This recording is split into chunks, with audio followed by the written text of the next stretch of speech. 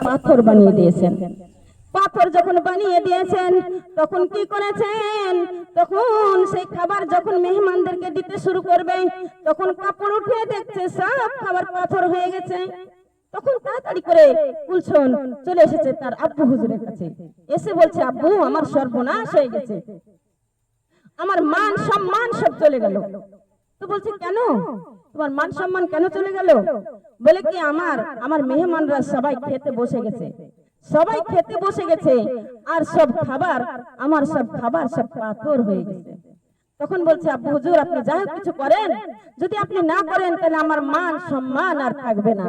আমার হযরত মুহাম্মদ সাল্লাল্লাহু আলাইহি সাল্লাম আমার নবীজি বলছেন, মনে মনে চিন্তা করছেন, তোমার বোন ফাতেমা গরিব বলে তাকে তুমি দাওয়াত করোনি, আর সে আসবে বলে, এই তোমার মাহফিলে আসবে বলে তোমার মান সম্মান থাকবে না বলে তুমি তাকে দাওয়াত করোনি, অহংকার করেছো, আর তুমি এখন কেন তোমার মান সম্মান থাকবে না? তখন মানে এত কান্নাকাটি করছে। তখন বলছে, আমি তোমার কিছু করতে পারবো না, তুমি যদি পারো তোমার বোন ফাতেমাকে মানিয়ে যদি তুমি নিয়ে আসতে পারো, সে যদি কিছু করতে পারে, তাছাড়া আমার কিছু করার ক্ষমতা নাই। তখন কুলছন কান্না করতে করতে সেই বাবার কথা শুনে, সেই আব্বুর কথা শুনে সে চলে গেলেন, সেই ফাতেমা রাদিয়াল্লাহু আনহার বাড়িতে চলে গেলেন। যাওয়ার পর দেখছে সেই ফাতেমা কিন্তু ওই পানি আর পানি জাল দেয়, পানি জাল দিয়ে যাচ্ছে, পানি জাল দিয়ে যার কান্না করে বসে বসে, কান্না করতে করতে দেখে বোন চলে গেছে। যাওয়ার পর বোন কিন্তু হাত ধরে উঠে পড়েছে, বলে, বোন তোমার কি হয়েছে, তুমি কেন এই মুহূর্তে আমার বাড়িতে, তোমার বাড়িতে এত বড় মাহফিল আয়োজন, তুমি কেন আমার বাড়িতে এখন? বলছে, বোন আমার অন্যায় হয়ে গেছে, আমাকে মাফ করে দাও, আমি তোমাকে দাওয়াত করিনি, আমার বাড়ির যত খাবার সব পাথর হয়ে গেছে। নাউজুবিল্লাহ বলবেন না? তখন বলছে, পাথর হয়ে গেছে, তুমি আমার বাড়িতে চলো। বোন তো যেতে চাই না। তখন বলছে, তুমি আমার হাসান হোসেনকে নিয়ে তুমি আমার বাড়িতে চলো বলে। অন্য কোনো বোন হলে যেত গো, আমরা হলে যেতাম? দেখেন এত দয়া, এত মহব্বত, তার ভিতরে কোনো রাগ ছিল না। তাই গো শোনা, আমাদের মধ্যে রাগ রাখা যাবে না, রাগ হচ্ছে হারাম, তাই কিনা বলেন? কারোর সাথে যদি দু কথা হয়ে যায় না, তারপরে আপনারা মিশে যাবেন, কথা বলবেন, যে আগে কথা বলবেন তার কিন্তু 100 নেকি, আর যে পিছে বলবে তার 10 নেকি। তাহলে আগে বলা ভালো না খারাপ? তাই কিনা বলেন? তাহলে আমি 100 নেকি চলেছেন কেন? এবার 100 নেকি আমি যদি আগে কথা বলি, তাহলে আমার 100 নেকি যদি আমার আমলনামায় জমা হয়, তাহলে তো আমার আগে কথা বলাই ভালো নাকি গো মায়েরা, তাই না? তাইলে কারোর সাথে যদি কোনো দু কথা হয়ে যায়, তো আপনারা আগে কথা বলার চেষ্টা করবেন, করবেন কি করবেন না? যেহেতু আমি কথাটা আপনাদেরকে জানালাম, তাহলে তো আপনাদেরকে খালি শুনলে তো হবে না, আপনাদেরকে কিছু মানতে তো হবে, তাই না?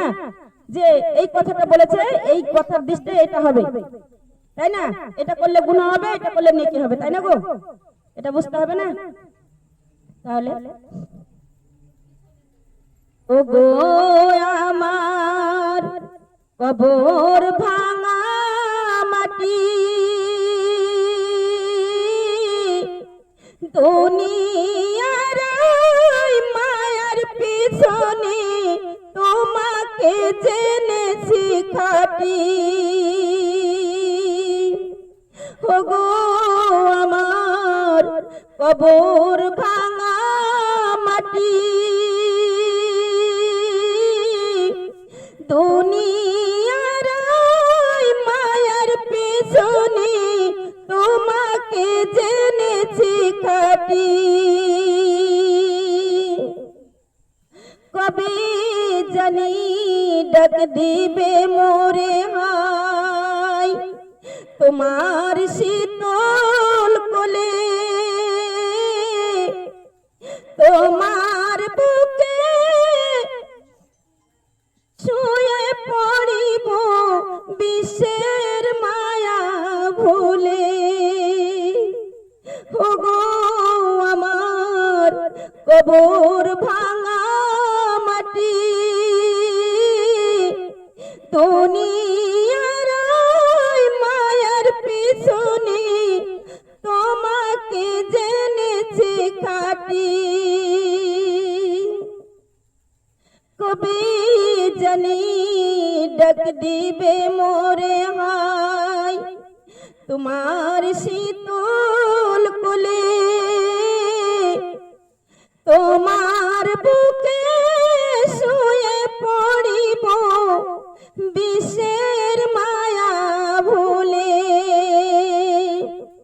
বিছিয়ে দিবে ধুলির চাদর, কত না আদর তোমার মাঝে শুয়ে পড়িব চির জনমের মতো। ওগো আমার কবর ভাঙা মাটি,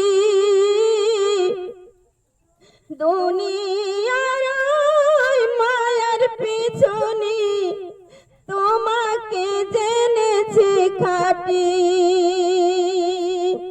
রবে না আর পিতার আদর, রবে না আর পিতার আদর, মায়ের স্নেহ মায়া তোমার বুকে শুয়ে পড়িব ওগো নিদয়ানি ঝুম। ওগো আমার কবর ভাঙা মাটি, দুনিয়ার মায়ের পিছনে তোমাকে জেনেছি খাটি। আসসালামু আলাইকুম ওয়া রাহমাতুল্লাহি ওয়া বারাকাতুহু।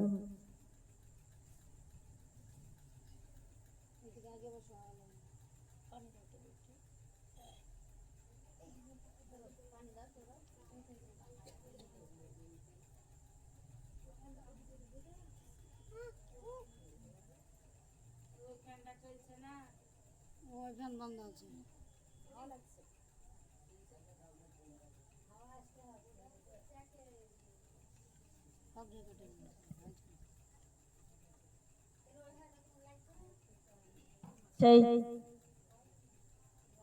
ফাতেমা রাদিয়াল্লাহু তাআলা আনহু রাগ না করে সেই বোনকে বুকের সাথে জড়িয়ে ধরেছেন। বলে, বোন কেন তোমার কি হয়েছে? বলে, আমার মান সম্মান আর থাকবে না, আমার যত খাবার সব পাথর হয়ে গেছে বোন। হয়তো আমি তোমাকে দাওয়াত করিনি দেখে আমার আল্লাহ পাক রব্বুল আলামিন আমার প্রতি নারাজ হয়ে তিনি বুঝতে শিখেছেন। সে বুঝতে পেরেছে যে আমি অহংকার করে আমার বোন গরিব বলে তাকে আমি দাওয়াত করিনি, সেই জন্য আমার আল্লাহ পাক রব্বুল আলামিন নারাজ হয়ে গেছে। এই বলে বোনকে বুকের সাথে জড়িয়ে ধরে সেই সন্তানদেরকে ডেকে হাসান হুসাইনকে সঙ্গে করে নিয়ে তার বোনের বাড়ি চলে গেলেন। তার বোনের বাড়ি চলে গেলেন। যত মেহমান বসে আছে ছটফট করছে, খেতে গেলে দেখবেন একটু যদি দেরি হয়ে যায়, সে হোটেলে হোক আর বাড়িতেই হোক, যদি খেতে বসা যায়, যদি খাবারটা একটু দেরি হয়ে যায় না, কিন্তু খুব রাগান্বিত হয়ে যায় মানুষ, হয় না? হয়। কিন্তু এবার ধরেন মানুষ ধরেন ছটফট করছে যে কি ব্যাপার, আমাদেরকে বসিয়ে দিয়েছে টেবিলে খাওয়ার জন্য। দেখছেন সেই নবীজি, আমার দয়ার নবী, মায়ার নবী হযরত মুহাম্মদ সাল্লাল্লাহু আলাইহি সাল্লাম, সেই নবীজি দাঁড়িয়ে আছে এক কর্নারে, এক কিনারার মধ্যে দাঁড়িয়ে আছে। যখনই দেখেছেন নাতি হাসান হোসেন চলে এসেছেন, আর তখনই ছুটতে ছুটতে এসে সেই নাতি হাসান হোসেনকে বুকের সাথে জড়িয়ে ধরেছে। সুবহানাল্লাহ বলেন। জড়িয়ে ধরেছে। তারপরে তখন সেই বোন বলছে যে যাও, সেই ফাতেমা রাদিয়াল্লাহু তাআলা আনহাকে বলছে, যাও মা, তুমি পারবে, আমি কিছু করতে পারবো না। সেই বলে ফাতেমা রাদিয়াল্লাহু তাআলা আনহা সেই আল্লাহর কাছে আবার সেই বোনের জন্য কান্না করতে শুরু করে দিল। হাত তুলে সুবহানাল্লাহ বলেন। সেই হাত তুলে কান্না করতে শুরু করে দিল, ওগো রব্বুল আলামিন, তুমি তো বড় দয়ালু, তুমি বড় মহান, তুমি সব করনেওয়ালা, তুমি আমার বোনকে ক্ষমা করে দাও, আমিও ক্ষমা করে দিয়েছি। সুবহানাল্লাহ বলেন। মানুষের কাছে যদি কেউ যদি কোনো অন্যায় করে যায়, আর সেই মানুষের কাছে কিন্তু ক্ষমা চাইতে হবে। আপনি যে আল্লাহর কাছে ক্ষমা চাইবেন, তো আল্লাহর কাছে নামাজে সিজদায় পড়ে কাঁদবেন, বলবেন আল্লাহ আমি মানুষটাকে আমি খারাপ কথা বলেছি, মুখে ভাষা বের করেছি, তুমি আমাকে ক্ষমা করে দাও। আল্লাহ কিন্তু ক্ষমা করতে পারবে না। পারবে গো মা? পারবে না। কেউ যদি কারো কাছে অন্যায় করে থাকে, এখনো এই দুনিয়াতে এখনো আপনারা সচেতন হয়ে যাবেন।